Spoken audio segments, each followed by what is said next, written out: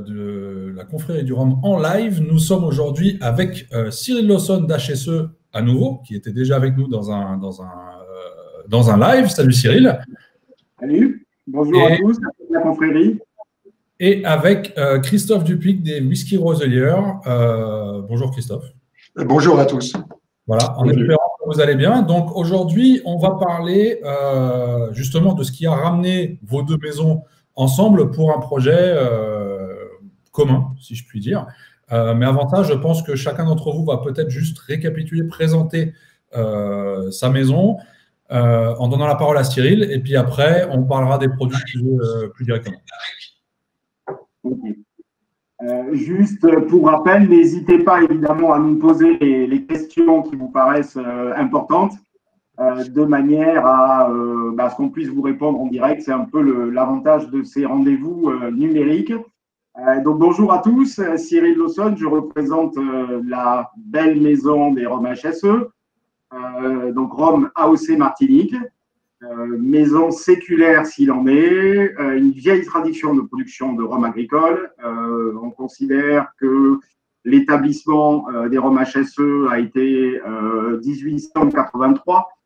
Quand je dis on considère, c'est parce qu'on a à peu près 4-5 ans de battement, donc c'est une très très vieille maison qui a été leader des rhums martiniquais jusque dans les années 80, qui a connu beaucoup de phases différentes et qui a été reprise en 1994-95 par José et Fleurette Ayotte pour le renouveau de cette marque que vous connaissez, j'espère, aujourd'hui, qui se singularise, je dirais, à l'intérieur d'une unité qui est l'AOC Martinique, qui se singularise par des profils de rhum assez variés et assez différents, par l'utilisation de fûts de qualité vraiment différentes, et qui se matérialise clairement par on va dire des familles de rhum dans les finitions du monde, les experts casques et les classiques. Voilà ce que je pourrais vous en dire. Rapidement, pour faire un peu d'histoire moderne, donc l'habitation Saint-Étienne a été reconstruite depuis 1996 avec des phases successives, puisqu'on a un site qui est absolument magnifique et je vous invite évidemment lorsque les voyages seront plus faciles à venir nous rendre visite sur place parce que c'est une vraie belle visite qui vous permettra de rentrer dans notre univers. On a un site absolument incroyable sur place en Martinique. On a des jardins qui ont été classés en 2015, jardins remarquables, avec des essences tropicales absolument sublimes. On a également à l'intérieur du jardin des œuvres monumentales, puisqu'on est assez, je dirais, impliqué dans les arts et que c'est une vieille tradition des habitations de la Martinique. Et évidemment, on a une boutique, un site où on peut déguster et rentrer dans les explications des différentes rhums que nous avons. Voilà pour je dirais une présentation assez rapide. Bien sûr, comme je le précisais tout à l'heure, si vous avez des questions, n'hésitez pas. Je te propose, Christophe, si tu le veux bien, de nous présenter ta belle maison également. Oui, bonjour à tous, merci. Alors nous sommes en Lorraine. De la Martinique à la Lorraine, donc dans l'est de la France, entre Nancy, Épinal, Baccarat, sur une distillerie familiale qui est également assez ancienne puisqu'elle a démarré en 1860 ici. Traditionnellement en eau de vie de fruits, elle reste bien sûr en eau de vie de fruits, Mirabelle, Poire et Quetch. Et comme nous sommes également céréaliers, nous avons un domaine céréalier de 300 hectares, nous avons décidé de nous lancer dans l'activité whisky par goût personnel, parce qu'on aimait ce bel alcool ambré, ce beau spiritueux ambré, il y a plus de 20 ans maintenant. Et donc, on fait partie des pionniers du whisky français dans cette belle activité, l'une des distilleries certes tout de même encore modeste, mais importante dans l'univers du whisky français aujourd'hui.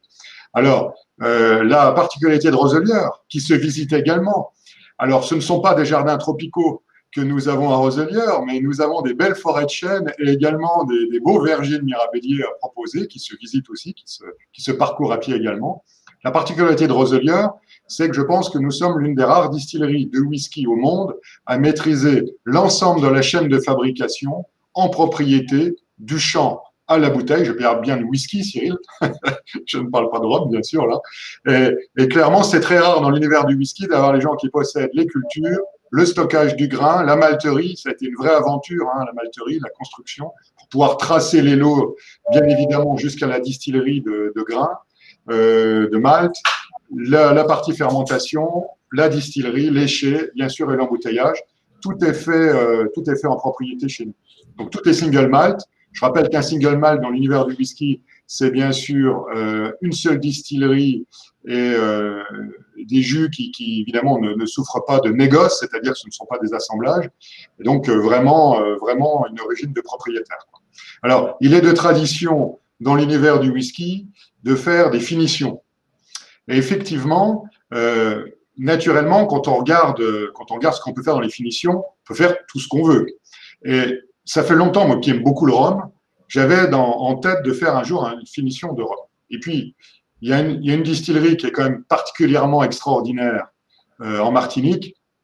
Vous connaissez au moins la dégustation, si ce n'est de réputation, c'est bien sûr l'habitation Saint-Étienne. Donc, il nous semblait déjà, a priori comme ça, évident. Et puis, il a fallu de rencontres, c'est l'histoire humaine, hein, de toute façon, pour qu'on puisse avancer un petit peu. Donc, je ne vais pas déflorer plus le sujet, puisque c'est l'objet de cette soirée, on va en parler. Mais disons que se souvenir que dans les whiskies, il y a la partie matière première qui est très importante. On la sous-estime souvent. L'orge, les parcelles qui portent cette culture vont imprimer le goût à la céréale, comme la vigne ou comme les sols, je pense, pour la canne à sucre, exactement de la même façon. C'est une importance. Nous, on a la chance, c'est le petit logo que vous avez derrière de Roselière, là, on est adossé à un volcan. C'est pas la montagne Pelée, hein, mais c'est un volcan qui fait 420 mètres d'altitude, qui est juste derrière la distillerie, à 2,5 km à vol d'oiseau, et qui a mis pas mal de bazar dans nos champs, dans nos cultures. Donc, on a des sols argilo-calcaires, des sols volcaniques, des sols sableux, des sols limoneux, et qui impactent le goût de la céréale. D'où l'idée de la malterie pour pouvoir tracer tout ça. Voilà. Voilà, en gros, la présentation de Roselière, une gamme complète de single malt dont on pourra parler s'il y a des questions là-dessus. En tout cas, je reste aussi à votre disposition. Voilà, Cyril. Alors justement, vous avez donc tous les deux créé des produits. On en entend beaucoup parler ces derniers temps sur les réseaux sociaux, du moins du côté du rhum, depuis l'intervention de Cyril début du mois dernier dans la confrérie, où il nous a présenté justement, où il nous a un peu parlé du moins de cette finition en fût de whisky Roselière. Donc voilà. Et là, vous allez nous parler justement des deux produits qui sont sortis dans chacune des maisons avec un échange de fûts qui s'est créé, mais je pense que ça a démarré avec une rencontre. Est-ce que vous pouvez peut-être nous en dire un peu plus au niveau de votre rencontre? Comment vous êtes rencontrés? Vous êtes à 8000 km l'un de l'autre, donc ça a dû se passer. Au maximum, hein. On n'ira peut-être pas jusqu'au bout, mais on va vous en dire le maximum. Je revenais sur ce que disait Christophe, parce que du coup, alors la rencontre, évidemment, nous, on avait déjà des finitions en fût de whisky, avec deux expressions, un Highland finish et un Islay finish. Le Highland, alors on travaillait historiquement avec Ian MacLeod Distillers, et on arrive au début de notre aventure, on avait un échange, je dirais, technique assez intéressant, et pour être totalement transparent, qui devenait de moins en moins évident. Et on avait vraiment le souhait de ce que soulignait Christophe tout à l'heure, c'est vraiment ce qui nous pousse dans notre démarche, c'est d'être face à face avec des producteurs, et si possible, qui dominent 100% de leur process. Donc, il y avait une réelle tension et une envie aussi d'évoluer de notre côté sur les finitions qu'on présentait jusque-là, parce que, évidemment, la démarche semblait s'étouffer un tout petit peu. Il y a des changements de politique et de stratégie en fonction des maisons.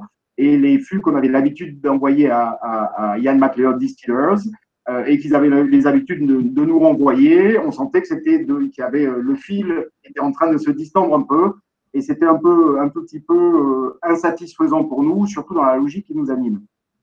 Donc, la rencontre, en fait, c'est souvent comme ça que marche la vie, qui a été évidemment pas trop calculée avec Christophe.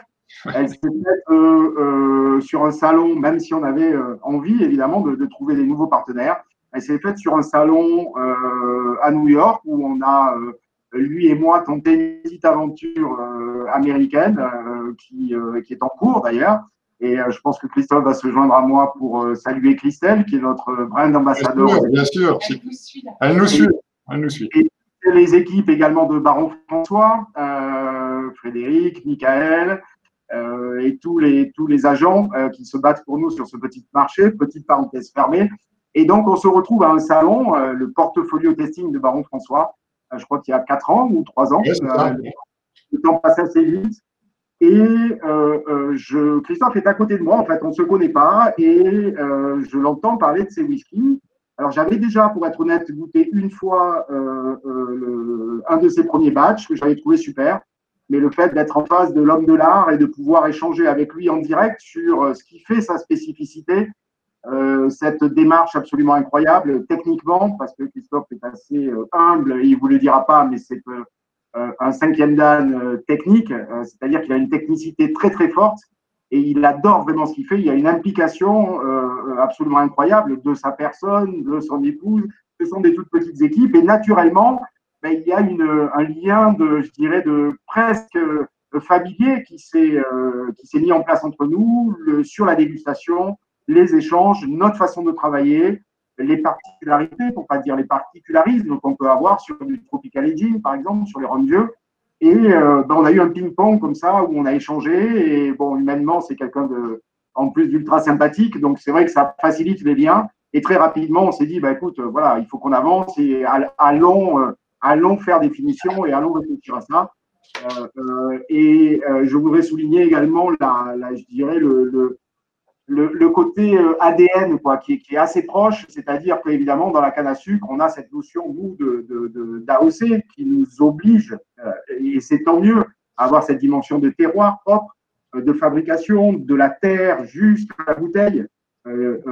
Et il y a aussi cette proximité qu'on avait avec les whiskies roselières, ce qui n'est pas le cas de tous les whiskies français, puisque Christophe a précisé tout à l'heure qu'ils avaient une démarche quand même qui est très très singulière dans l'univers des whiskies, c'est-à-dire le fait de tout dominer, et ça a donné une rencontre qui finalement ne pouvait aboutir à autre chose, à la fois que des échanges techniques, d'une sympathie réciproque, en tout cas je l'imagine, c'est le cas de mon côté, oui, et c'est de travailler techniquement ensemble, quoi.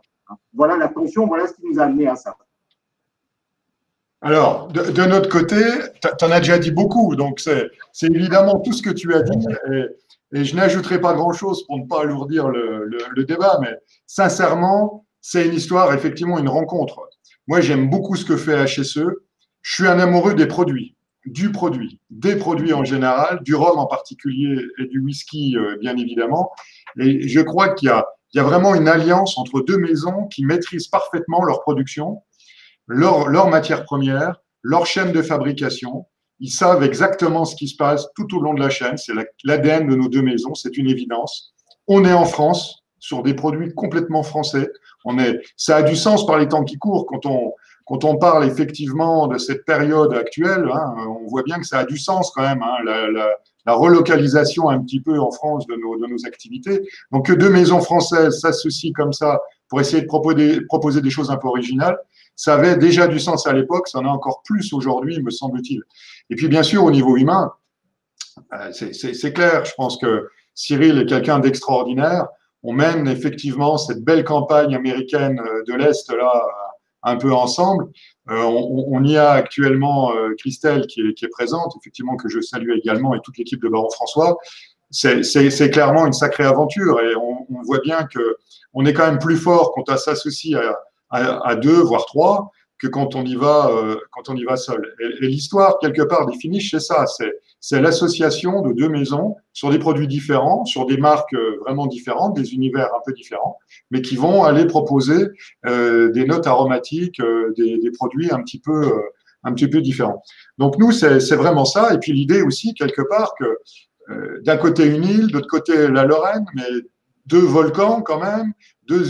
On est quand même très proche dans l'ADN du sol. On retrouve ça complètement dans tout ce qu'on fait de A à Z, que ce soit de la canne sur son sol d'un côté, nous, l'orge de printemps sur nos sols volcaniques également. Enfin, on a vraiment, ça me semblait complètement cohérent. Et puis, se dire aussi, j'ai l'habitude de le dire, alors, que nous sommes aussi des producteurs de fruits.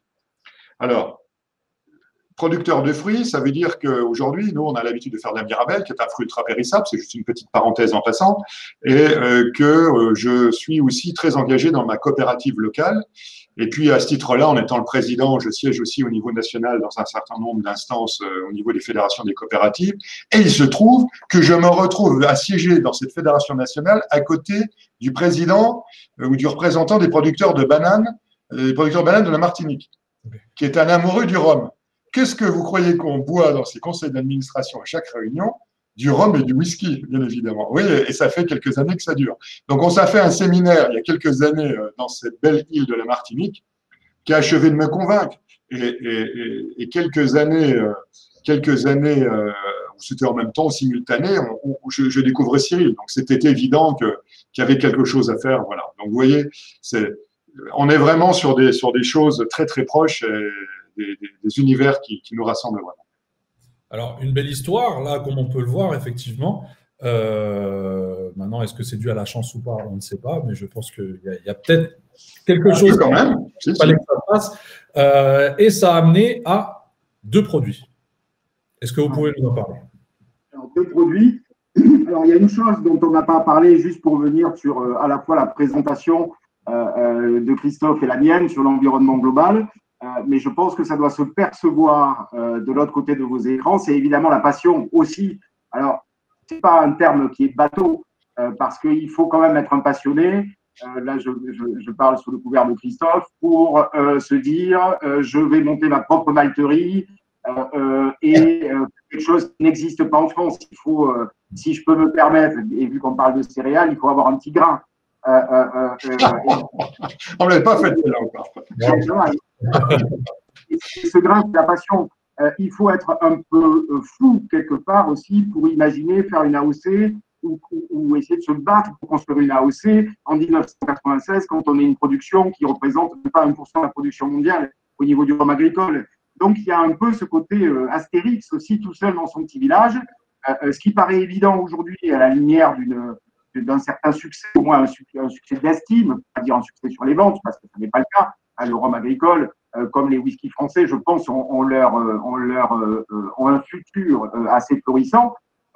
Et on a qualitativement certainement beaucoup de retombées médiatiques parce que il y a cette passion, cette tension qui va quelque part au détriment d'un côté mercantile, plutôt vers un côté passionné.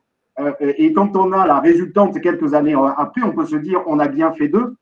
Mais souvent, économiquement, malheureusement, on est attiré vers des sirènes d'un retour sur investissement, même si je n'aime pas ce mot, assez court, ce qui est souvent en antinomie avec une passion et une tension vers un produit ultra qualitatif et sans concession. Et je pense que c'est aussi là où on se retrouve dans des valeurs communes, en plus de tout ce qu'on a cité tout à l'heure.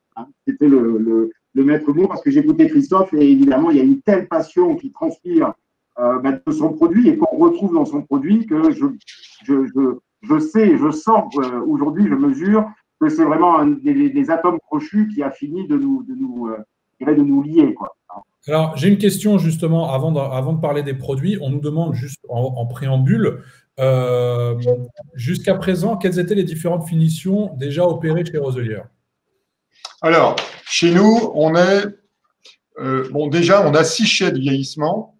Au niveau de Roselier, 5 en région ici, qui sont sur des sites très différents. 2 sur la commune de Roselier, qui sont les chais historiques de la maison, une salle voûtée, un peu la cave de la bergerie, et puis un autre chai ici au grenier, qui est plutôt un peu sec, donc qui donne des eaux de vie assez nerveuses.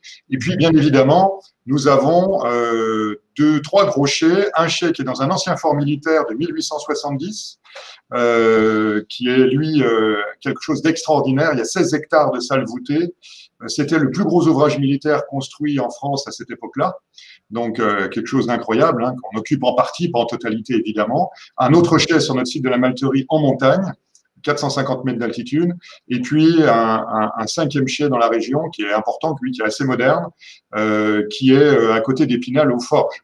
Alors, j'imagine qu'on constate des résultats assez différents d'un chai à l'autre. Oui, alors pourquoi je vous parle des chais, c'est qu'évidemment, en termes de barriques, ça va lier avec les finishes, si vous voulez, c'est qu'effectivement, on a des ambiances très différentes entre un chai humide et un chai sec. Vous savez tous qu'on va avoir l'alcool qui sort d'un côté ou l'eau qui va sortir des barriques, ça va obtenir des concentrations différentes, etc., etc. Le climat, bien évidemment, est-ce qu'effectivement on a des variations de température importantes ou pas? Enfin voilà, le niveau dans les fûts, enfin il y a plein de choses qui rentrent en ligne de compte. Et nous, on a plus de 90 types de barriques d'origine différente, de fûts d'origine différente. Ça peut être, on a quasiment intégralement toutes les communes aujourd'hui viticoles de Bourgogne, toutes les communes de Bordeaux, la vallée du Rhône en grande quantité, Banyuls, ça va jusqu'au Tokay de Hongrie qu'on avait vendu chez Dugas, évidemment, et puis bien sûr le rhum de Cyril, HSE, évidemment. Je n'ai pas d'autre rhum, Cyril, d'ailleurs. C'est vraiment, c'est des fûts qui viennent que de chez toi. Voilà, parce que j'aime beaucoup ce que vous faites, et moi je suis quand même quelqu'un d'assez fidèle, mais on a cette tradition de finish en fût de Pedro Jiménez, d'Oloroso, de Moscatel, de tout ce qu'on peut imaginer, de Porto, etc. C'est vraiment une tradition chez nous. À côté des élevages classiques en anciens fûts de Bourbon, anciens fûts de Cognac, qui sont des grands classiques, bien sûr les fûts neufs aussi, dont certains fûts neufs peuvent venir de la forêt de Roselière, d'ailleurs, au passage. Gros grains, petits grains, enfin, il y a encore toute une dimension là qui est très intéressante à explorer. Je peux vous en parler pendant des heures si vous souhaitez. Ça, il n'y a aucun souci. Mais ça veut dire qu'on a une profondeur de gamme, nous, enfin de chai en tout cas, qui est infinie. Et donc, on a cette tradition, nous, cette culture vraiment du finish. Et dans nos finishes les plus connus, il y a bien sûr les finishes en fût de Vosne-Romanée, par exemple, du domaine Clavelier à Vosne-Romanée, en premier cru, notamment le premier cru des Beaumonts, qui est quelque chose d'extraordinaire, ce finish-là. Bon, je vous ai parlé de toutes les communes de Bordeaux en cave. Voilà, il y a plein de choses. Banyuls, qui est commercialisé aujourd'hui, Pinot des Charentes, enfin, etc., etc. On a la chance. Alors, c'est un petit couplet. Et vous m'arrêtez si je suis trop long, parce que voilà. Non, vas-y. Attention, vous m'avez branché. Alors, c'est clairement, on a cette chance en France, c'est d'avoir un vignoble extraordinaire. Imaginez que tous les autres pays nous envient ça. Et nous, on se met à faire du whisky. Et on a ça à notre porte. Moi, j'ai le domaine, on a la Bourgogne à 150 km de la distillerie. Imaginez ce que ça peut impliquer. On a fait des finishes en fût de Rully. On a rentré les 5 climats de Rully, du domaine de Rully, des domaines qui montent que vous connaissez peut-être. Et on a mis le même jus dedans. Et ils commercialisent, alors je crois qu'on va arriver bientôt en rupture, mais ils commercialisent le vin de Rully, premier cru par exemple, les Clous, qui est un blanc de Rully, avec la bouteille du whisky de Roselière, finition de Rully en vin, en fût qui a contenu du vin de Rully, premier cru, les Clous. Et on retrouve ces notes aromatiques, c'est quelque chose d'extraordinaire. Voilà. Donc oui, tradition du vieillissement et des finishes, bien évidemment. Alors, en parlant de vieillissement, justement, on a une autre question de PO du Canada qui est plutôt intéressante, je pense, et qui fait référence à un autre projet peut-être. Est-ce qu'on peut imaginer un whisky Roselière vieilli intégralement en climat tropical, maintenant qu'il y a cette collaboration qui existe entre HSE et Roselière? C'est un rêve. Bien évidemment. Bien évidemment. Oui. C'est un de mes rêves. Cyril sourit. C'est une perche tendue, c'est ça? Oui, 3 points de suspension. Évidemment, la passion de Christophe dont je vous parlais tout à l'heure, vous pouvez la ressentir. Et évidemment, c'est tout ça, et ainsi que d'autres choses d'ailleurs. C'est des choses sur lesquelles on réfléchit et pour certaines qu'on met en œuvre. Et voilà, évidemment. Évidemment. Alors, Christophe a parlé de cette tradition, vous voyez, de finition. Vous imaginez bien ce que ça peut donner lorsque lui et moi on discute et qu'on déguste les jus, qu'on voit les différences. Les caves dont il parle, j'ai eu la chance qu'il me fasse une visite, sont absolument incroyables. Et donc, vous voyez la proximité qu'on peut avoir, même si on est sur des univers différents, il y a vraiment des ponts à mettre en place. Qu'on a mis en place au regard des échanges de fûts, mais il y a toute une dimension, je dirais, de partenariat, évidemment, sur lesquels on travaille actuellement, qui verront le jour pour certaines d'autres, avec des termes plus ou moins longs, parce qu'il ne faut pas oublier qu'on est dans un processus naturel et que parfois, il faut laisser le temps au temps aussi. Donc, pour répondre à votre question, oui, évidemment, on y pense. Et oui, évidemment, c'est des choses qu'on est ou en train ou en cours de mise en œuvre. Voilà. Alors, je propose de passer à la partie finalement pour laquelle on est là, par produit. Alors, sur la partie produit, je vous propose d'aborder les choses en deux temps. Le premier temps, c'est peut-être vous, alors c'est assez rigolo, mais vous parlez des fûts que nous, on a reçus. Alors, je les ai préparés là. On a travaillé en échange avec Christophe et puis nos équipes techniques également, que je tiens à saluer. Sébastien Normois, notre directeur de production, Lionel Lampin, notre maître de chez, et également tous les gens qui nous accompagnent, Françoise Elisabeth, Auchan, la culture de la canne et ses équipes, François Pinaza, la distillerie, voilà pour la partie technique. On a décidé de travailler avec deux typologies de fûts, en accord avec Christophe. Je ne sais pas si ça se voit bien, mais on a deux signatures. Une signature qui s'appelle Subtile Collection, que j'avais personnellement adoré. Ils sont vraiment géniaux. C'est d'une finesse et d'une élégance absolue. Moi, je suis tombé vraiment sous le charme. Et également la deuxième signature qui est le Fumé Collection, qui est également à la fois charnu, avec une longueur en bouche sublimissime. Et donc, on a fait rentrer à approximativement 50% de chaque fût. Et on a commencé à voir l'impact, évidemment, de ces fûts sur nos profils. Alors, je vous parlais rapidement de la démarche des finitions, parce que moi, je considère avec les équipes qu'une finition est plus difficile à faire qu'un rhum classique. Pourquoi? Parce que c'est un peu le lait sur le feu. C'est-à-dire jusqu'où ne pas aller trop loin. On a en permanence ces arbitrages à donner. Parce qu'on a un premier temps où le fût de whisky Roselier va donner. On dit qu'il crache, chez nous, c'est pas très très beau, mais on sent qu'il y a vraiment un don et qu'il y a vraiment des échanges très très forts. Et il y a un moment où la finition peut prendre le pas sur l'identité du rhum agricole. Et vraiment, cette courbe d'extraction et jusqu'où ne pas aller trop loin, elle est très compliquée parce qu'à une semaine, 15 jours, 3 semaines près, on peut déjà être un peu de l'autre côté. Donc, on attache une importance toute particulière, notamment quand c'est le début d'un partenariat, comme avec les whisky Roselier, pour voir comment les fûts se comportent et qu'est-ce qu'ils donnent. Donc, on les déguste un peu au fil du temps. Il y a des moments où on a une dégustation toutes les semaines, voire toutes les quinzaines. C'est pour donner le niveau de suivi. Et il y a un moment où on est entre Sébastien, notre directeur technique, et Lionel, où on n'a pas forcément le même avis. Moi, je pense qu'il est prêt. On devrait essayer une semaine. Donc, c'est vraiment un arbitrage qui est vachement intéressant, d'ailleurs, techniquement. En général, on est assez d'accord. L'idée, c'est de garder l'ossature du rhum AOC Martinique et d'y amener une teinte, une touche aromatique qui va pouvoir amener une réelle différence, une complexité additionnelle, mais tout en gardant cette idée. Et dans les whiskies, c'est d'autant plus compliqué en fonction des notes qu'on a à l'intérieur, certains whiskies ont des notes assez marquées qui ne rentrent pas dans les notes typiques de l'AOC Martinique. C'est la raison pour laquelle notre Roselier Finish, nous avons décidé de ne pas le présenter à l'AOC, parce que les deux bouteilles dont je vous parlais tout à l'heure, autant le Subtil Collection, si on avait fait un single finish, je dirais, celui-là, il passait. Mais ce qui nous intéressait, c'était de retrouver un profil légèrement fumé et très charnu, très goûtu, notamment sur des notes de fruits, avec le Subtil Collection. Et donc, on est parti sur une grosse dizaine de fûts et on a assemblé ces fûts de manière à avoir l'expression Roselier Finish qui est ici et qui a à la fois un côté très fruits compotés, on a un côté marmelade, un peu de fruits de passion, mangue, ananas rôti et des notes de fumée qui viennent sur la finale et qui viennent donner un profil qui est absolument incroyable.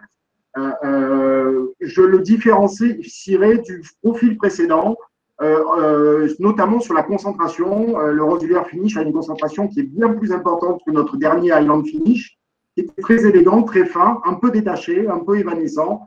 Le Roselier a vraiment une concentration, une longueur en bouche qui est beaucoup plus importante et un profil aromatique, un spectre aromatique très très large qui va à la fois des fruits compotés, des fruits exotiques qui est induit par le marquage de nos rhums, mais également des notes épicées, un peu cardamone et légèrement fumées qui sont vraiment induites par l'impact de la finition. Donc, c'est ce que je peux vous en dire aujourd'hui. Je pense qu'il ravira absolument les amateurs de rhum, mais pour avoir essayé, parce que je suis un amoureux des whisky également avec certains amateurs de whisky, c'est vraiment un produit qui va réconcilier les non-connaisseurs de whisky et les non-connaisseurs de rhum de chaque côté dans une dégustation qui peut être totalement détachée de l'univers du whisky et du rhum. Si on s'attache uniquement au produit, c'est un produit qui a une vraie valeur ajoutée dans notre gamme et qui va amener en plus quelque chose de différent par rapport à l'expression précédente qu'on a donnée. Alors, on a une question, on nous demande si justement le fumé dans la sélection roselière est un fumé qui tend vers le tourbé ou pas? Non, je pars sur le couvert de Christophe. Christophe a des profils qui sont tourbés, mais là, on a vraiment un fumé qui est assez précis. Hein. Ce n'est pas un fumé un peu entêtant, c'est vraiment sur la finale, en bouche, où on a d'un côté l'expression du rhum, et c'est ce que je trouve très intéressant dans ce produit, et par ping-pong, c'est vraiment un ping-pong aromatique, on va avoir le whisky qui se déploie, qui se comprime après avec le rhum, et on a vraiment un effet sinusoïdal dans la dégustation, où on a tantôt les notes plus typiques des rhums, un peu empyromatiques, cacao, vanille, et les fruits compotés, et les notes de whisky qui vont venir s'exprimer au moment où le rhum descend. Donc, on a vraiment cet effet sinusoïdal avec du fruité, mais du fruité à la fois tropical, mais aussi des fruits à chair blanche. On a des notes un peu de confiture de coin, je pense, qui sont induits par le whisky et qui lui donnent une complexité aromatique qui est juste dingue. Alors, pour la petite histoire, on devait lancer ce produit pendant le confinement. Donc, j'imagine que beaucoup d'entre vous sont un peu frustrés, au même titre que nous. On l'attend. Mais bon, on va se rattraper et on est en cours de diffusion avec les équipes de Duga pour faire en sorte que vous puissiez avoir rapidement accès à ce produit magnifique. OK. Alors, pour compléter ce que dit Cyril, si je peux dire, effectivement, dans le choix des barriques, chez nous, effectivement, donc c'est des milliers de barriques comme chez toi, Cyril, qui sont en vieillissement chez nous. Et quand on choisit de faire des assemblages, et donc c'est bien des barriques de vidange fraîche qui sont parties chez vous, chaque barrique est différente. Donc c'est toujours la difficulté de réaliser ce genre d'opération. Clairement, dans le subtil, on est vraiment effectivement sur un whisky non tourbé, et il a raison de le dire, Cyril, qui est très fruité. Ces notes de poire, un peu de poire Williams que tu retrouves, voilà, c'est très très clair. Après, notre fumé collection, il est légèrement tourbé, mais le côté fumé, vous le savez pour les amateurs de whisky, le côté fumé l'emporte toujours, écrase souvent les notes tourbées. Les notes tourbées sont des notes fraîches et végétales. C'est la combustion de la tourbe qui va donner ces notes fraîches et végétales, alors que les notes fumées viennent vraiment de la chauffe des fûts. C'est le côté empyromatique, cuir, caoutchouc, qui vient vraiment du travail du tonnelier. Et ça a tendance à écraser ces notes fraîches et végétales. D'où ce que disait Cyril, effectivement, tout à l'heure sur le fumé, où la tourbe se retrouve un peu écrasée, même si dans la gamme de Roselière, le fumé et le tourbé, enfin, c'est les mêmes distillats blancs qui sortent de l'alambic, c'est-à-dire que le niveau de tourbe est relativement important. Mais on ne le sent plus dans ces barriques-là, enfin moins, en tout cas on le sent moins, parce que c'est masqué effectivement par le côté très empyromatique, cuir, caoutchouc, cacao, enfin ce que disait Cyril tout à l'heure. Alors, je voudrais moi juste réinsister sur un point qui est essentiel dans le finish et que Cyril a très bien décrit, et c'est vraiment ça un peu dans notre soirée qu'il faut retenir, c'est que ce point d'équilibre entre le jus original d'origine de la distillerie et la barrique qu'on va appliquer dessus, il faut faire très attention, que ce soit avec du rhum, du vin, etc. Le point de bascule, il est de tous les instants. Et il ne faut jamais perdre de vue qu'un rhum, ça doit rester un rhum, qu'un whisky, ça doit rester un whisky, et que si on va trop loin dans l'aging, trop loin dans le finish, on peut basculer. C'est ce que tu disais très bien tout à l'heure. C'est exactement ça. C'est une ligne de crête, et avant, c'est trop tôt, après, c'est trop tard. On peut avoir un whisky qui est trop typé rhum, ça pourrait être le cas. Moi, j'en ai encore en vieillissement actuellement, où pour le coup, on est sur du vieillissement intégral. Là, j'ai essayé de faire du vieillissement intégral, là, sur une partie des barriques que tu m'as donné. Ça marque quand même pas mal, hein. Ça commence à marquer beaucoup. Voilà, alors voir après dans les assemblages comment on pourra l'utiliser. Mais sur un finish, en tout cas, la question se pose. On parlait des Von Romané tout à l'heure. on est sur des vins rouges, on est sur du pinot noir.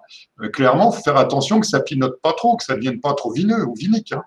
Donc, on a toujours cette ligne de crête où il faut faire attention. Et en fonction du produit, alors, je crois que ça a été un tout petit peu plus long à réagir chez toi, Cyril, que chez nous. Mais nous, dans les whisky, on a très, très vite extrait le rhum. Donc, nous, en 14 mois, on était ready, quoi. Et je sentais bien que derrière, on allait après avoir peut-être un petit conflit aromatique. Donc, c'est pour ça que nous, on les a sortis, on a décidé de les sortir. Je crois que toi, c'était un tout petit peu plus long, Cyril. Ouais, disons qu'il y a eu plusieurs phases, en fait. C'est-à-dire que dans les typologies de fûts qu'on a reçus, il y en a, alors on a été un peu, le temps que ça arrive, on a été un peu plus long, probablement, Anthony, que toi. Ça, c'est la première dimension. Et la deuxième dimension, c'est que les deux types de fûts n'ont pas réagi pareil. C'est-à-dire qu'on a été obligé d'avoir une approche par typologie de fût. Clairement, le fumé a marqué un peu plus rapidement, alors que le subtil a mis un peu plus de temps. Et donc, sans rentrer dans les secrets de fabrication, mais on n'a pas le même finish, le même temps de finish sur le subtil que le fumé. Et après, il a fallu, puisque nous, on voulait faire cet assemblage, en fait, ce qui nous paraissait intéressant, c'était de proposer à la fois le chardu, le fruit induit par le subtil et par nos notes classiques, mais amener aussi ce fumé. On a réassemblé après, c'est-à-dire qu'on a arrêté chaque lot lorsqu'il semblait être prêt, de façon différente et sélective, et après on a travaillé sur les assemblages avec les différents pourcentages à l'aveugle pour avoir le meilleur équilibre. Donc, vous voyez, c'est pas si évident que ça. Quand je vous dis que faire un finish, c'est compliqué, Christophe parlait de son expérience dans le vin. Vous le savez, nous aussi, on a des expériences dans le vin, que ce soit les Marquis de Termes ou Château La Tour Blanche en Sauternes. On a remarqué exactement ce qu'a dit Christophe, c'est-à-dire qu'il y a des moments où on est surpris et il y a même des moments où on a passé la crête, on est allé au vin, on s'est fait surprendre et on s'est dit, bon, qu'est-ce qu'on fait? Est-ce qu'on va le réassembler dans un XO et pour l'histoire, par exemple, du Marquis de Termes, où la première Marquis de Termes, on a donné 18 mois de finition, ce qu'on ne fait jamais. En fait, pour la petite histoire, c'est qu'on est passé de l'autre côté très rapidement. Et en fait, il y a eu une deuxième phase où le fût a réabsorbé, en fait, et a rééquilibré la finition, à notre grande surprise, hein, pour être honnête. Et on a retrouvé un équilibre, mais après la première phase d'extraction, et après, on a retrouvé un équilibre. Mais là même, nous, on a été surpris. C'est-à-dire qu'on n'avait jamais, avant cette expérience-là, remarqué cet effet de pompe, quoi. C'est-à-dire, je crache, je donne, je réaspire dans le bois et je retrouve un équilibre. C'était la première fois qu'on le notait. Donc, vous voyez, le faire une finition, je le redis encore, si on veut la maîtriser, à notre sens, c'est une autre expérience qu'on a commencé en 2002, ça fait déjà un tout petit peu de temps maintenant, nous montre d'abord une grande humilité, une dégustation très fréquente et un suivi, quoi. Et on parle à chaque fois, je parle sous l'arbitrage et le couvert de Christophe, de tout petits lots. Quand on parle de finition, là, vous avez compris, on parle de 10 fûts, mais historiquement, sur les whisky, on travaillait avec 4 fûts. 4 fûts de 200 litres, c'est rien du tout au niveau mondial. Donc, on ne parle pas de sur-mesure, on parle de couche humain.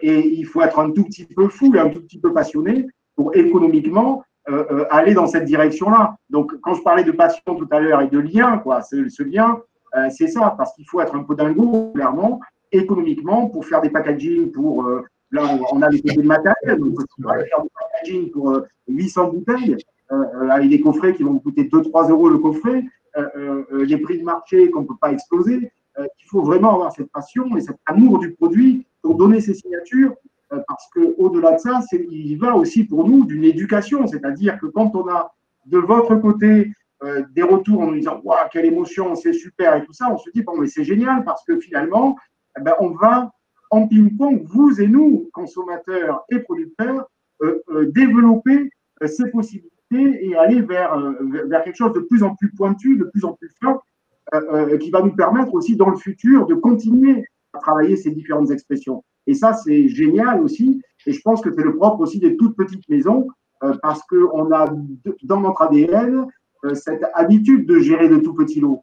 C'est quand même pas la même histoire quand tu as 15 ou 20 000 fûts qui vont te donner un VO ou un VSOP, que tu as une dimension internationale. C'est pas le même travail du tout, c'est pas le même boulot, c'est pas la même dimension. Alors, j'ai une question justement par rapport à ce que tu viens de dire. Tu expliquais donc ce phénomène où vous vous êtes fait surprendre, le fût a trop donné et par la suite a repris. Tu disais c'était une première. Peut-être que Christophe a eu des expériences similaires. Est-ce que c'est un phénomène qu'on peut considérer comme normal, qui existe, ou est-ce que ce sont vraiment des cas particuliers? Alors, j'ai eu l'expérience, effectivement, avec des fûts de Saint-Joseph blanc et Condrieu qui vont faire un whisky qui est très âgé chez nous, qui va être l'une des cuvées les plus anciennes qu'on va proposer bientôt, très, très bientôt. Puisque, effectivement, quand on a… C'était une des toutes premières fois, donc ça date, hein, il y a plus de 10 ans, presque plus de 15 ans aujourd'hui, on a effectivement utilisé ces barriques de Condrieu et de Saint-Joseph blanc.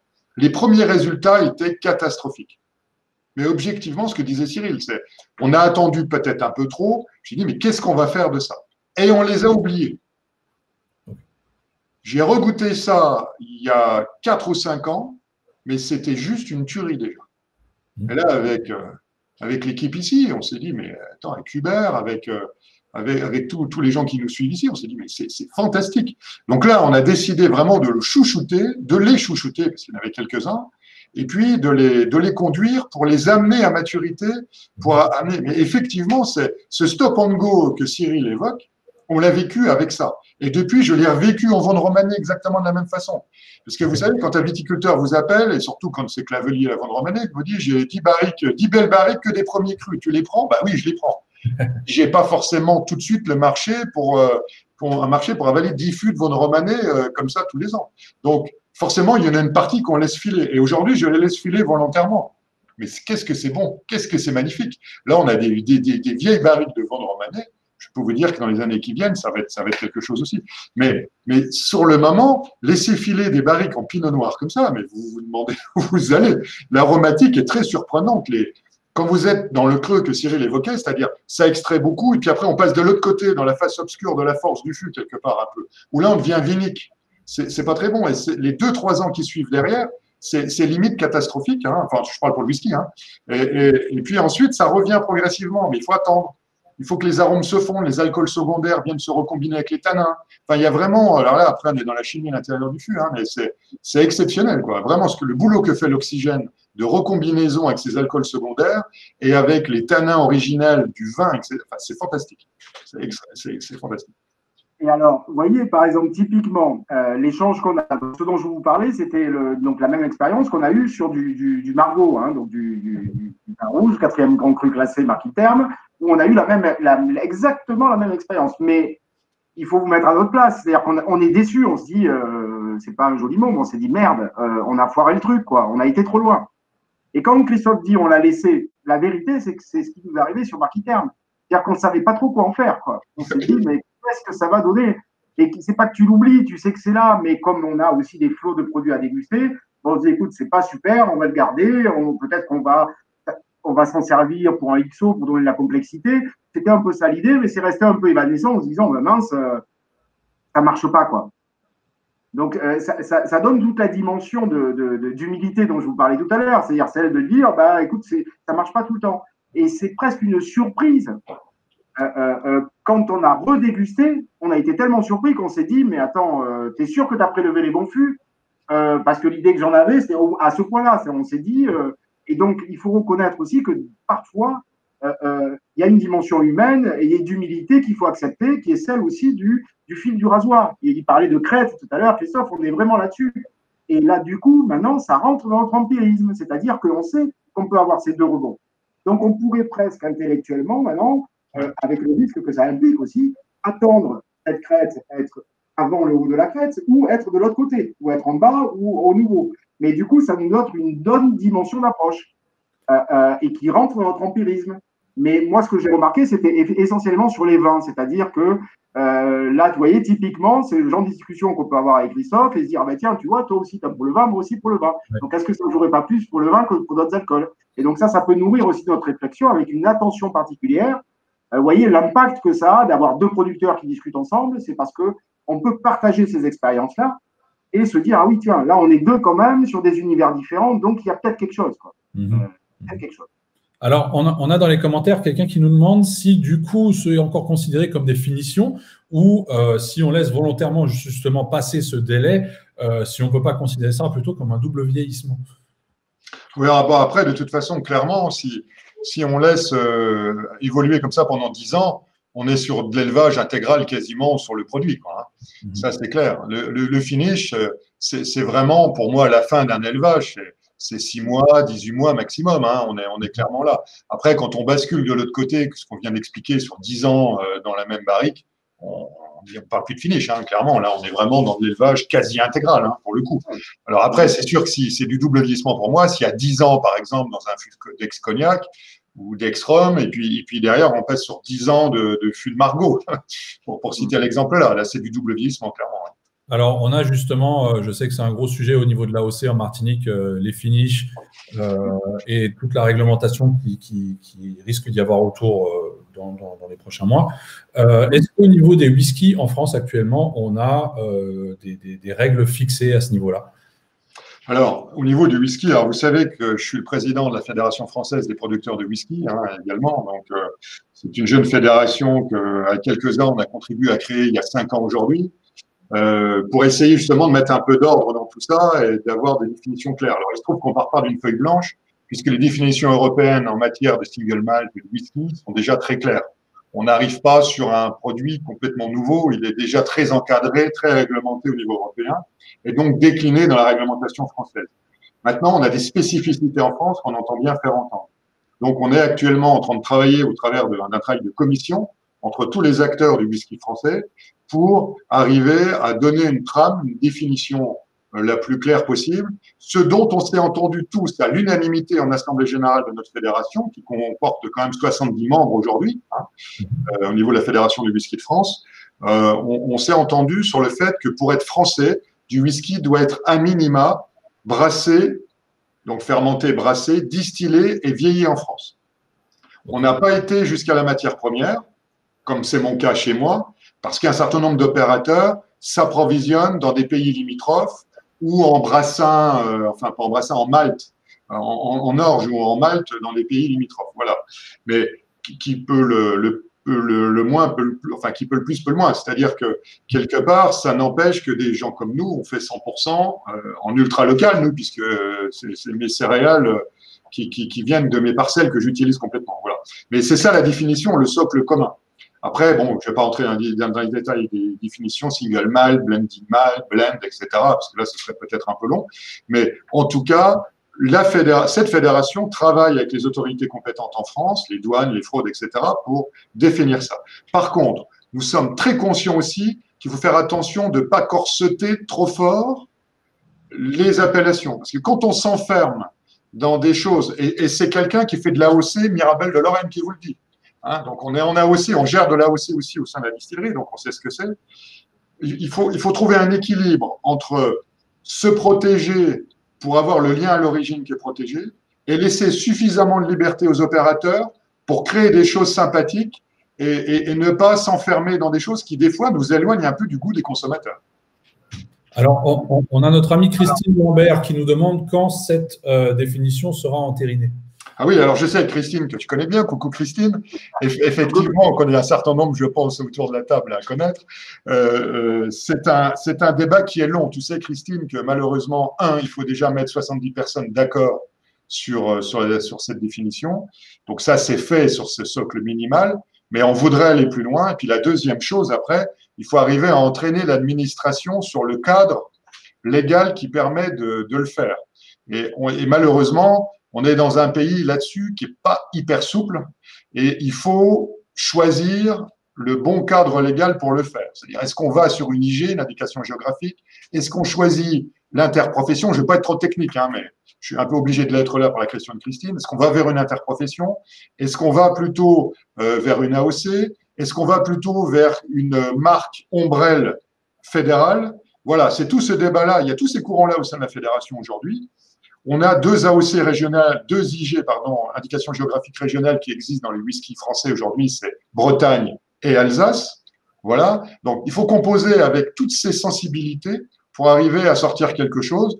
Et pour avoir l'habitude de fédérer un peu les gens dans ces sujets-là, il faut surtout emmener tout le monde. Ça ne sert à rien d'avancer trop vite et d'en laisser la moitié au bord de la route. Voilà. Donc, c'est un peu le travail de la fédération. C'est tirer tout le monde. C'est long. Malheureusement, c'est trop long. Hein. C'est épuisant parfois. Mais c'est le travail qu'on est en train de faire au sein de la Fédération du whisky de France.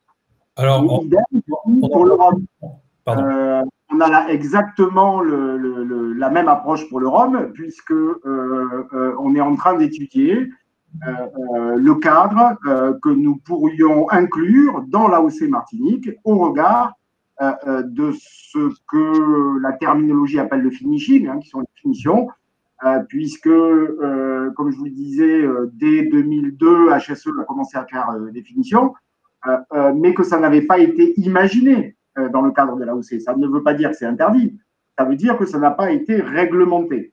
Et donc, l'ensemble des marques aujourd'hui, de notre interprofession, notre syndicat interprofessionnel, nous travaillons sur cette écriture du cahier des charges, exactement comme le précisait Christophe, en essayant d'amener tout le monde sur des pratiques qui soient à la fois réglementées, de manière cette fois-ci à protéger, si vous voulez, le consommateur.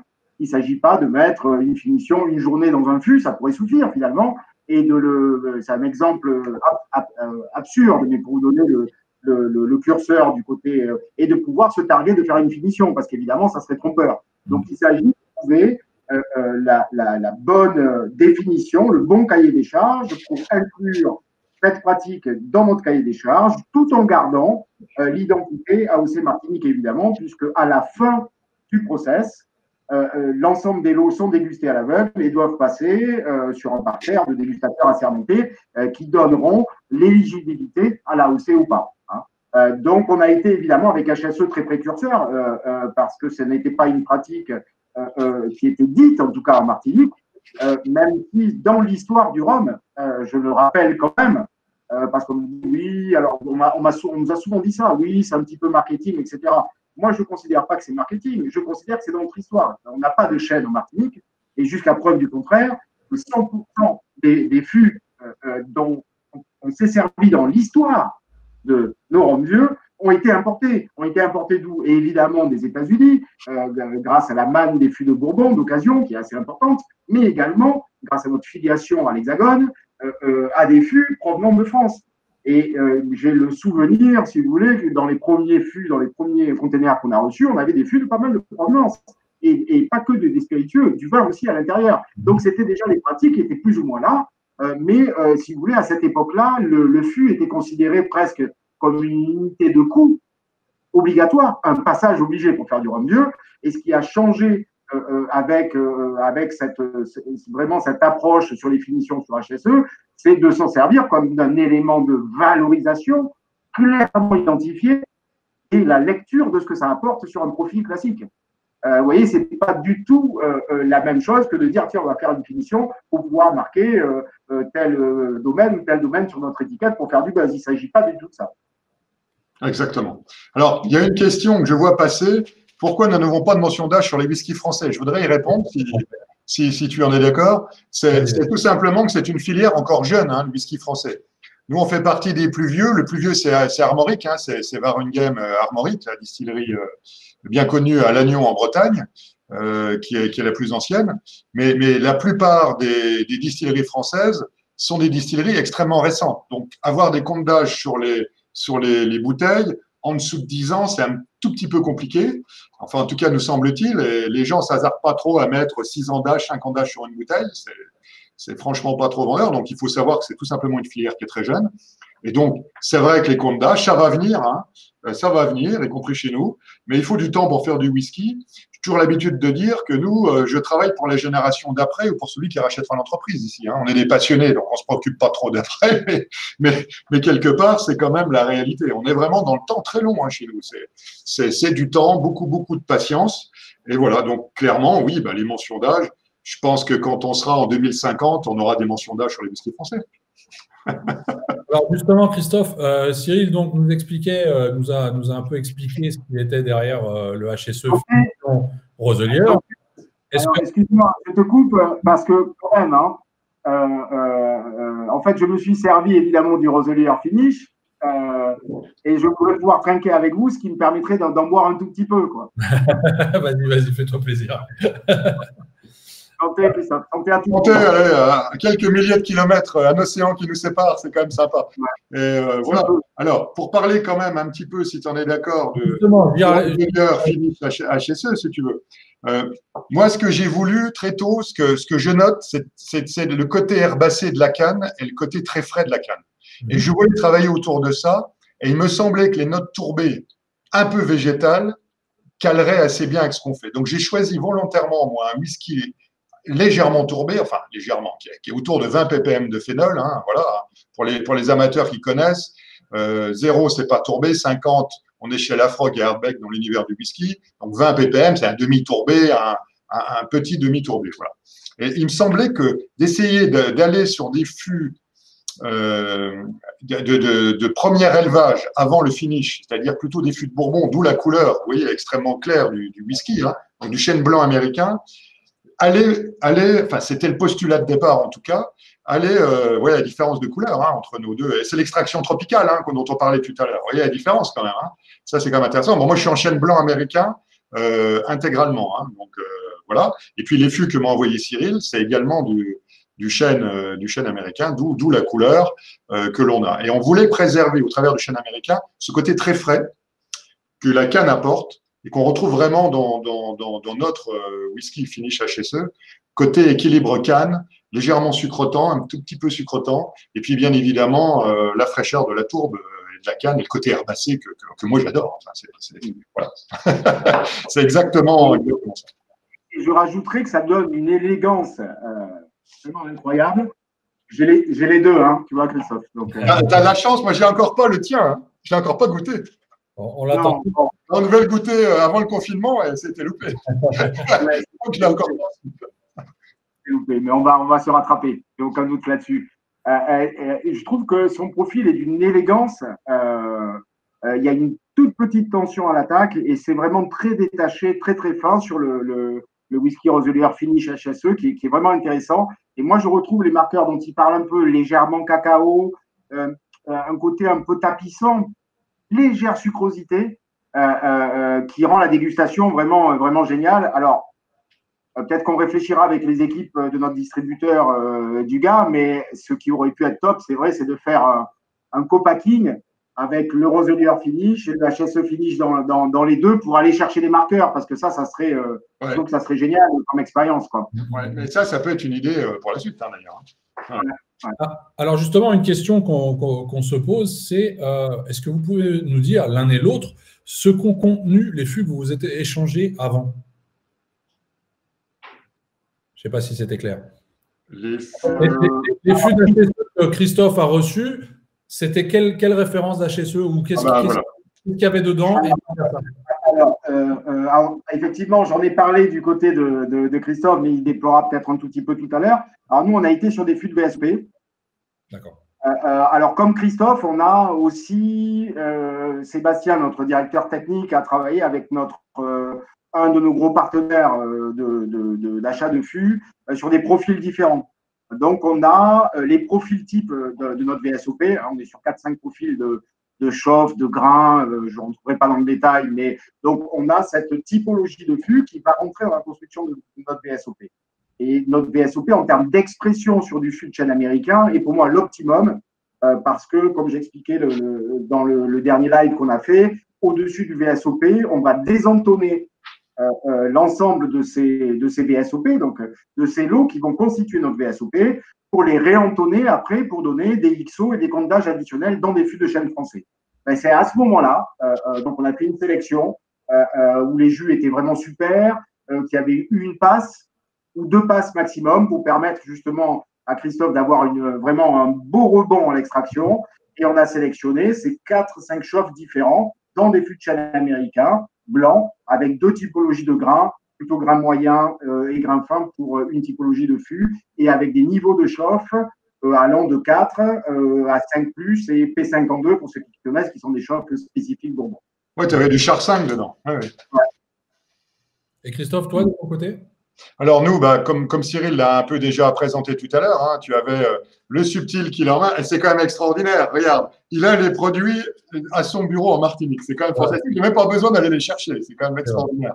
Et donc, subtil, donc ça, c'est c'est des élevages en fût de chêne français, donc ex-cognac, ex-bourbon ou un peu de fût neuf. Voilà, enfin, c'est un équilibre entre tout ça. Donc ça, nous, la façon dont on travaille, c'est que on va choisir ces fûts, on va faire des assemblages tous les ans et on remet dans les mêmes fûts. D'où le fait, la cohérence que l'on a dans la barrique. C'est pour ça qu'effectivement, il retrouve ces notes aromatiques-là. Et puis, sur le fumé, on retrouve Pedro Jiménez, Oloroso, un peu de Bourbon et un peu de fût neuf aussi. Et ça, c'est du chêne français en fût neuf. Et toujours pareil, assemblage, et on travaille comme ça en rotation derrière. Voilà, sans trahir trop de secrets, sans trahir trop dans les secrets de fabrication. Parce que vous savez que dans les distilleries, la façon dont on conduit le parc de fûts est quand même un peu le secret de la maison. Il n'y a pas que ça, évidemment, mais ça, il contribue quand même. Parfait. Bah, écoutez, messieurs, on arrive à l'heure tout pile. Donc, je ne sais pas si chacun, vous avez peut-être quelque chose que vous souhaitez rajouter encore. Un petit mot, oui. Vas-y, Cyril. Ouais, probablement un petit mot. Donc, on n'a pas beaucoup de questions, hein, c'est ça. En fait, ils attendent tous la dégustation, c'est ça? Je pense. Hein. Bon. Écoute, Christophe, je vais te laisser la primauté de la clôture et puis je terminerai si tu veux bien. Allez, alors, nous, en ski, merci déjà à la confrérie du rhum de nous avoir accueillis. C'est quand même pas banal qu'un producteur de whisky puisse s'exprimer. Donc, santé. Hein. C'est le premier. Et pour le coup, tu es vraiment le premier, en fait. Merci. En tout cas, je pense que les deux univers sont quand même extrêmement proches. En tout cas, nous, ici à Roselière, on est très, très proches pour des tas de raisons que j'ai évoquées tout à l'heure de nos îles tropicales. C'est extraordinaire ce qu'ils font là-bas. Enfin, pour moi, voilà, moi, je suis un fan absolu de la Martinique. Et puis des hommes qui la composent. C'est des gens qui ont une capacité d'accueil, qui sont extrêmement gentils et d'une richesse, parce que la richesse humaine rejaillit sur les produits. L'un ne va pas sans l'autre. On ne peut pas faire de bons produits en étant pauvre à l'intérieur. Ils sont d'une richesse au fond d'eux, donc ça, c'est extraordinaire. Voilà. Et donc, je voudrais remercier la confrérie du rhum, bien évidemment, pour ce que vous avez fait ce soir. Merci de nous avoir ouvert les portes. Et c'est bien normal que Cyril conclue, puisque c'est le producteur de rhum de la maison. Et retrouvez en tout cas chez tous nos bons cavistes ces produits, hein, puisque vous retrouverez HSE et Roselière chez les cavistes, sachant qu'on est distribué par la même maison, en France notamment, par la maison du Gard. Voilà. Merci beaucoup. Et aux États-Unis, qui nous regardent aussi, par Baron François. Voilà. Alors, de mon côté, je voudrais évidemment vous remercier aussi, Jerry. J'aimerais avoir une petite pensée pour lui.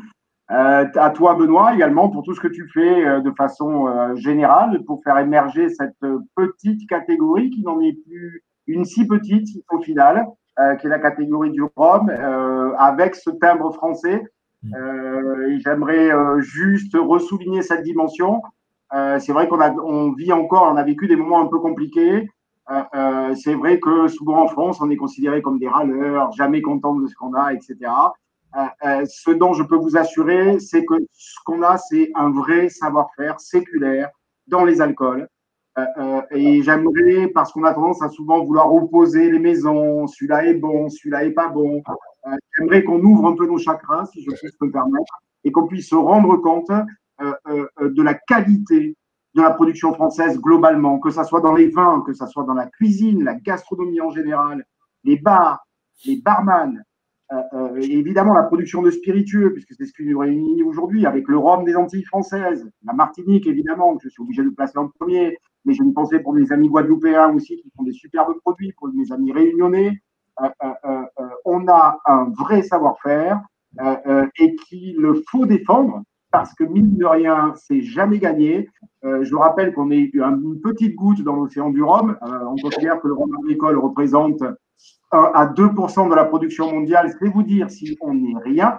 Mais en même temps, on est regardé par les mastodontes qualitativement. Et ça, je ne suis pas persuadé qu'en France, on s'en rende compte. Donc, j'aimerais appeler de mes voeux à cette prise de conscience aussi de la qualité des jus qu'on a. Beaucoup en ont conscience, mais je ne suis pas certain qu'au regard de ce qui se passe dans le monde, on puisse avoir aussi ce relief qualitatif et se dire waouh, c'est la réalité, on sait produire de superbes alcools en France. Alors les vins, évidemment, mais ça ne se discute pas, que ce soit en Bourgogne, en Bordeaux, en Provence, mais dans les spiritueux, on a cette fibre, cet ADN à aller chercher de la complexité, à se poser des questions. Et je trouve qu'il faut qu'on défende encore un peu plus nos productions françaises.